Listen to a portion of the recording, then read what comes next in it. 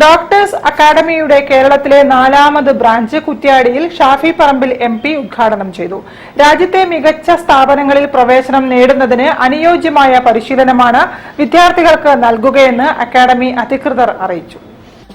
ഒട്ടേറെ വിദ്യാർത്ഥികളെ medical, engineering, മറ്റ് ഉന്നത പ്രൊഫഷണൽ മേഖലകളിലേക്ക് കൈപിടിച്ചുയർത്തിയ സ്ഥാപനമാണ് doctors academy.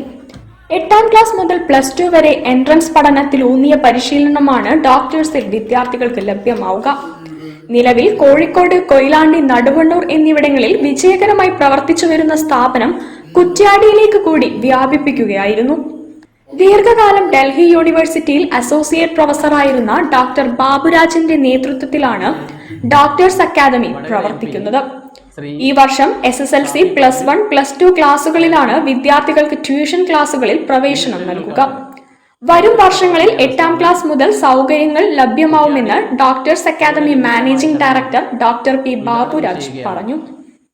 +1, +2 entrance oriented science tuition, NEET, JEE, KEAM, repeat batch with hostel facility, കൂടാതെ 8, 9, 10 ക്ലാസ്സുകളിലെ ട്യൂഷൻ ബാച്ചുകൾ, English and Malayalam medium, state syllabus and CBSE syllabus, ഇവയെല്ലാമാണ് ഡോക്ടേഴ്സ് അക്കാദമിയിൽ നടന്നു വരുന്ന കോഴ്സുകൾ.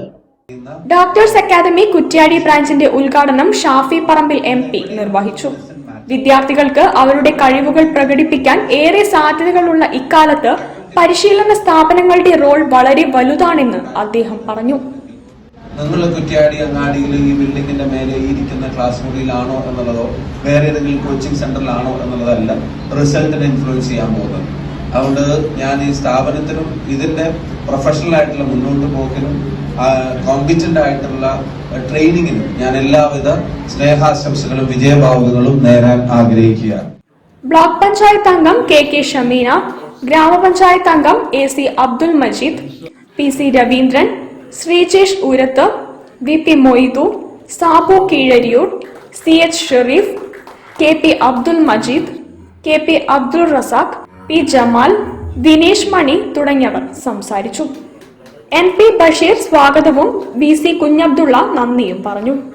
News bureau, Kozhikode. Kozhikode national institute of ടെക്നോളജിയിൽ